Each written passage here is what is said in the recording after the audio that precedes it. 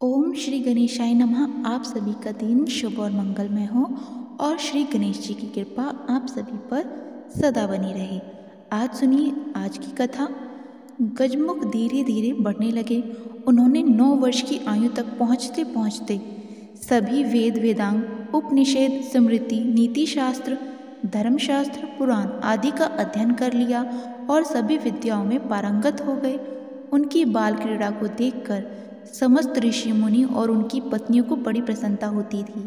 उधर सिंदूरासुर के अत्याचार बढ़ रहे थे। उसके भय से देवता, ऋषि मुनि, सदाचारी भक्त और साध्वी स्त्रियां घर छोड़कर कहीं और छुपे रहते थे।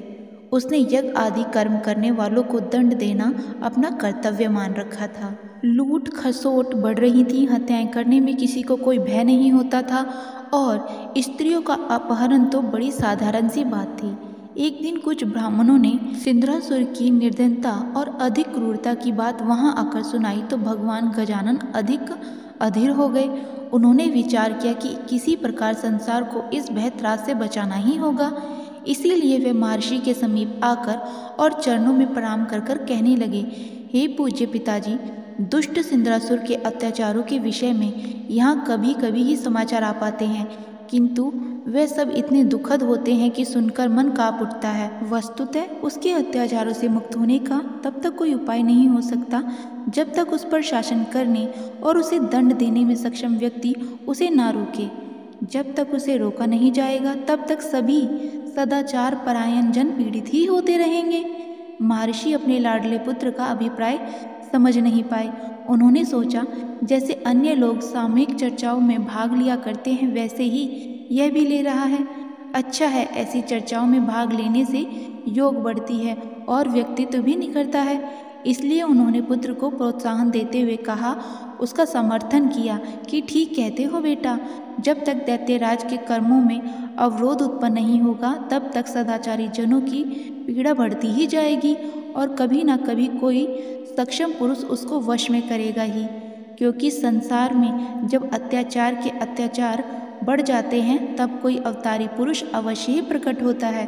सुनकर गजमुख ने बड़ी विनम्रता से कहा, प्रभु, अगर आप आज्ञा दें तो यह कार्य मैं कर सकता हूँ।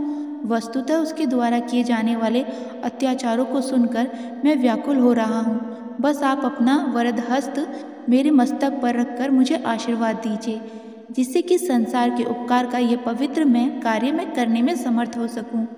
गजानन की बात सुनकर महर्षि को हंसी आ गई और फिर उत्साह देखकर कुछ आनंद भी हुआ। उन्होंने स्नेह युक्त वचनों से उन्हें समझाते हुए कहा कि पुत्र, तुम्हारा सोचना तो ठीक है, किंतु तुम्हारी आयु तो अभी सिर्फ 9 वर्ष की ही है। बाल सुलभ क्रीड़ा वाला स्वभाव और सुकुमार शरीर धरती पर रहकर चंद्रमा को छूने के कुलावे तो भिड़ा सकता है, किंतु वहां पहुंच नहीं सकता। बेटा, सिंदूरासुर विशालकाय और असीमित बल से संपन्न है। वह ब्रह्मा जी से वर प्राप्त होने के कारण अजय भी हो रहा है। इसलिए उसे तो कोई अत्यंत शक्तिशाली पूर्ण वैसे पुरुष ही मार सकेगा। किंतु गजमुख ने पुनः विनम्र भाव से निवेदन किया, जिसे सुनकर मुनि ने शंका व्यक्त की कि पुत्र, मेरे हृदय, मेरे लाल, जिस सिंदूरासुर के गर्जन मात्र से सभी दिशाएं कांप जाती हैं, जिसके पदम घात से त्रिभुवन में हाहाकार मच जाता है, उस अपरिमित पराक्रम वाले असुर से केवल मेरे आशीर्वाद से ही युद्ध करना चाहते हो? तो वो तो सदैव तुम्हारे साथ है, किंतु केवल आशीर्वाद से ही काम चल जाता तो सिंदूरासुर तो क्या किसी भी दुष्ट का ऐसा साहस नहीं होता कि उससे समस्त विश्व ही रसित हो जाए। गजानन ने अपने पालक पिता को विश्वास दिलाने के लिए घोर गर्जन किया। फिर जिसे सुनकर समस्त संसार कांप उठा। देवता, दैत्य, मनुष्य, नाग, किन्नर, यक्ष आदि सभी भयभीत हो गए। यहाँ तक कि सिंदूरासुर भी सोचने लगा कि यह क्या हुआ है। ऐसा प्रलयकारी शब्द तो पहले कभी ही नहीं सुना। इस प्रकार गजानन ने पुनः हाथ जोड़कर निवेदन किया कि हे ऋषि श्रेष्ठ, मेरा प्रकाट्य ही सिंदूरासुर और उसके साथ के दैत्यों को मारकर पृथ्वी का भार हल्का करने के लिए हुआ है। मैं अवश्य ही उस राक्षस राज को मारकर ऋषि मुनियों का हित साधन करूंगा। अब महर्षि को विश्वास हो गया। फिर उन्हें ज्ञात हुआ, अरे, ये तो पूर्ण परमात्मा है, इनकी शंका कैसी? मैं तो मोहवश के कार्य में व्यर्थ वधान डाल रहा हूँ। फिर उन्होंने गजमुख को हृदय से लगाया और उनके मस्तक पर अपना वरद हस्त रखते हुए शुभ कामना की कि पुत्र भगवान चंद्रचूड़ तुम्हें विजय दिलाएं। मेरा आशीर्वाद है कि राक्षस राज सिंदूरासुर को मारने में तुम्हें सफलता प्राप्त हो। ऐसा कहकर महर्षि स्नेहवश उनके मस्तक पर बहुत देर तक हाथ फेरते रहे और उनकी पत्नी वत्सला की आंखों में भी आंसू आ गए। 9 वर्ष तक लाड़ प्यार से पाले हुए पुत्र का वियोग अब उन्हें व्याकुल करने लगा। उन्होंने किसी प्रकार समझाने का प्रयास किया कि मेरे प्राण प्रिय पुत्र, मेरे गजानन, कहाँ तू छोटा सा बालक और कहाँ वह त्रिलोक विजेता राक्षस। भला कौन ऐसी निष्ठुर माता होगी जो अपने छोटे से पुत्र को स्वयं जामुक के सामने फेंक दे। मेरे लाल, अभी समर्थ हो जाओ, फिर जो चाहे वे कर लेना। किंतु गजानन ने अपनी माता को भी समझाया। माता का आशीर्वाद प्राप्त करके गजानन ने उन दोनों को प्रणाम किया और उपस्थित ऋषि समुदाय को भी प्रणाम कर अपने मूषक पर सवार हो गए। चलते समय भयंकर गर्जना की, जिससे तीनों लोक कांप उठे। सिंदूरासुर की राजधानी का नाम सिंदूराबाड़ था। यह स्थान ग्रसनेश्वर के निकट है, जो कि एक ज्योतिर्लिंग है। राक्षस राज वहीं रहता हुआ तीनों लोकों पर शासन कर रहा था। गजानन वायु वेग से चलते हुए सिंदूरबाड़ के उत्तर की ओर आकर जोर से गर्जना करने लगे, जिसके फलस्वरूप भूकंप आ गया। समूची नगरी त्राही त्राही कर उठी। समुद्र में आकाश तक जाने वाली तरंगें उठने लगीं। उस स्थिति में अनेक वीर मूर्छित हो गए, यहाँ तक कि सिंदूरासुर भी मूर्छित हो गया। उस दैत्य को जब चेत हुआ तब वह सोचने लगा कि ऐसा कौन वीर यहाँ आ गया है जिसकी भयंकर गर्जना से मैं भी मूर्छित हो गया था। उसने अपने अनुचर को आज्ञा दी कि जाओ, इसका पता लगाओ और जो यहाँ आकर गर्जना कर रहा है, अगर हो सके तो उसे लाओ और साथ ही पकड़कर मेरे सामने रखो। अनुचर ने आज्ञा का पालन किया। अनुचर बाहर जाकर दौड़े और जाकर उन्होंने देखा तो वहाँ पर गजानन का अत्यंत भयंकर और अद्भुत रूप था। देखकर वे भय से काँप उठे। फिर कुछ साहस कर उनके निकट पहुँचे और कहने लगे, अरे तुम कौन हो? अभी तो 9-10 वर्ष के छोटे से बालक ही लग रहे हो। क्या तुम्हें महाप्रक्रामी त्रिलोक विजय असुर राज सिंदूर की शक्ति का ज्ञान नहीं है, जो उनके राज्य की सीमा पर ऐसी गर्जना कर रहे हो? तब गजानन ने उन अनुचर को आदेश दिया कि मुझे दैत्यराज सिंदूरासुर से युद्ध करना है। सिंदूरासुर को पता चला कि एक 9-10 वर्ष का बालक उससे युद्ध करने के लिए आतुर है। तब उसने सोचा कि उस छोटे से बालक का वध तो वह बिना सेना के ही कर सकता है। इसलिए वह तेजी से गजानन के समक्ष आ पहुंचा और कहने लगा, अरे मूर्ख बालक, तू तो ऐसी गर्जना कर रहा है मानो तीनों लोकों को खा जाएगा। किंतु तू जानता नहीं कि मैंने तीनों लोकों को जीत लिया और ब्रह्मा विष्णु शिव सभी को वशीभूत कर लिया है। फिर भी तू सुकुमार बालक है। तुझसे युद्ध करना मेरे लिए शोभा की बात नहीं है। इसलिए जा और अपनी माता की गोद में बैठ। व्यर्थ विवाद क्यों? अपने प्राणों से हाथ धोना चाहता है? सुनकर गजानन ने जोर से अट्टहास किया और फिर बोले, राक्षस तो अवश्य ही नीति कुशल लगता है, परंतु क्या तू नहीं जानता कि अग्नि की एक छोटी सी चिंगारी पूरे नगर को भस्म करने में समर्थ है। मैं छोटा बालक होकर भी तीनों लोकों को अकेले ही जीत सकता हूँ। मेरा प्रकाट्य समस्त दैत्यों का संहार कर मुनिजनों को स्वच्छंद करने के लिए ही हुआ है। मैं अधर्म का नाश कर धर्म की स्थापना करूँगा। फिर भी मैं तुझे एक प्रतिज्ञा करने पर छोड़ सकता हूँ कि तू अपने जीवन भर सदाचारी धर्मरत मुनि ब्राह्मणों को पूजन, सृष्टि के सभी प्राणियों के प्रति दया रखने वाला, न्यायवादी की हिंसा नहीं करेगा और बंदी राजाओं को मुक्त कर देगा। इस प्रकार की प्रतिज्ञा करता हुआ तू मेरी शरण में आ जा, नहीं तो तू अपना काल अपने निकट ही जान। ऐसा कहकर भगवान गजानन ने उसे अपने विराट रूप के दर्शन कराए। उनका सिर आकाश में जा लगा और चरण पाताल में प्रवेश कर गए। 10 दिशाओं कानों से ढक गईं। विशाल भुजाओं का कहीं कोई अंत ही नहीं दिखाई देता था। उनके शरीर पर दिव्य वस्त्र, अलंकार और दिव्य गंध लगी हुई थी। उनका मुखमंडल करोड़ों सूर्य के समान दमक रहा था। गजानन के उस रूप को देखकर सिंदूरासुर बहुत चक्का रह गया और डर के मारे पीछे हटा।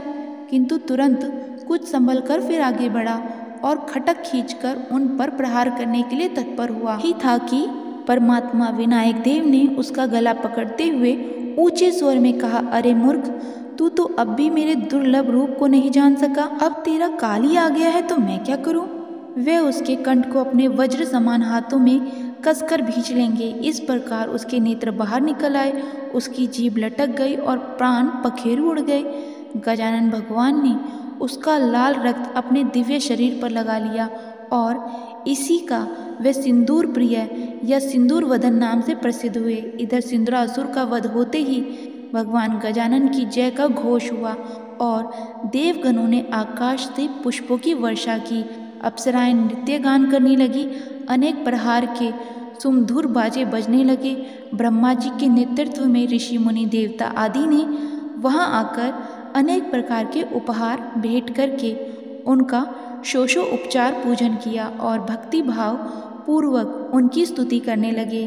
फिर देवताओं ने स्तुति की और भगवान को प्रसन्न कर वहां एक भव्य मंदिर बनवाया और उसमें गजानन भगवान की अत्यंत सुंदर प्रतिमा स्थापित करी।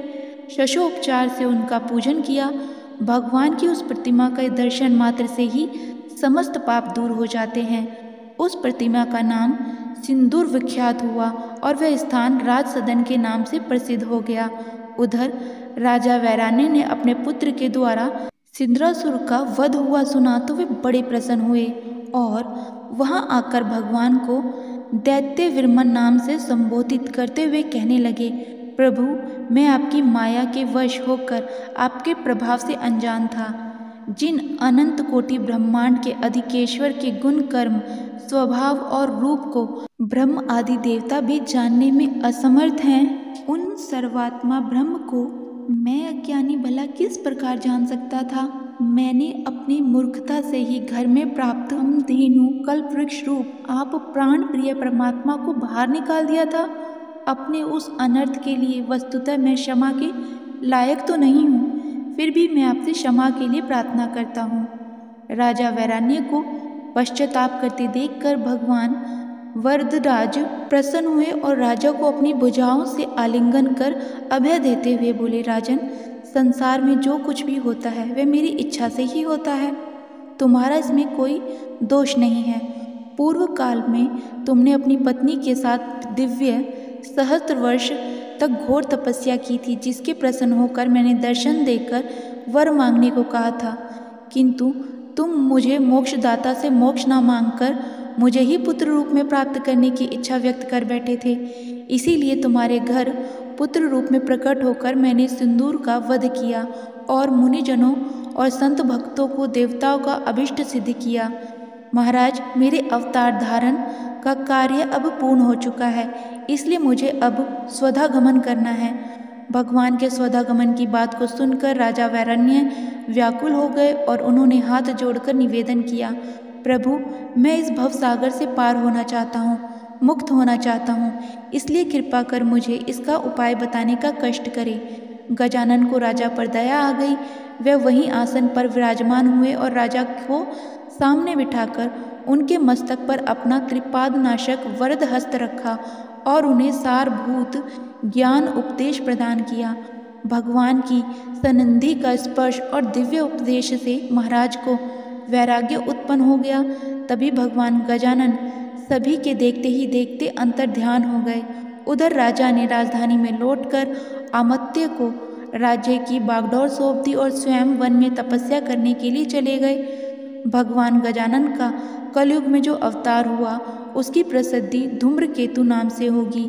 जब कलयुग आएगा तब सभी मनुष्य आचरणहीन और मिथ्यावादी हो जाएंगे। ब्राह्मण वेद अध्ययन, नित्य नैमित्तिक कर्म, यज्ञ, तप, दान आदि का लोभ हो जाएगा। चारों ओर पाप कर्म होने लगेंगे।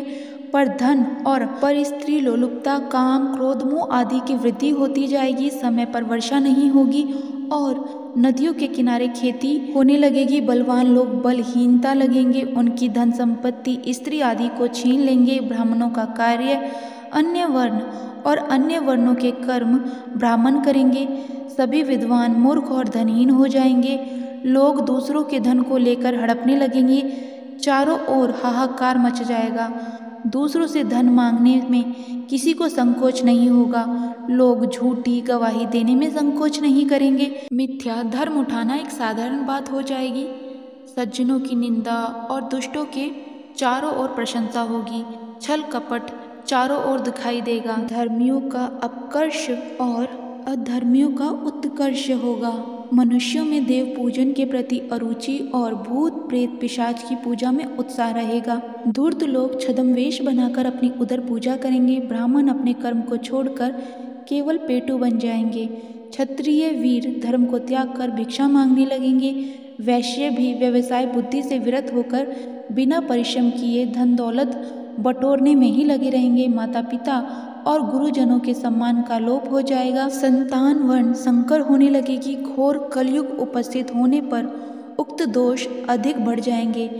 स्त्रियां पथ भ्रष्ट होने लगेंगी। अच्छे मनुष्य के आचरण भी मलेच्छ के समान हो जाएंगे। पृथ्वी की वराशक्ति का ह्रास होगा और वृक्षों में रस नहीं रहेगा। स्त्री पुरुषों की आयु 16 वर्ष की रह जाएगी। 5-6 वर्ष की आयु में प्रसव होने लगेंगे।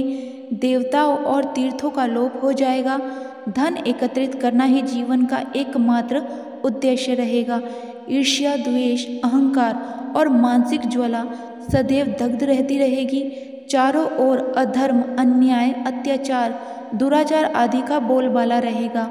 और जब कलयुग अपनी दारुण स्थिति पर पहुंचेगा तब समस्त प्राणी अत्यंत पीड़ित होंगे।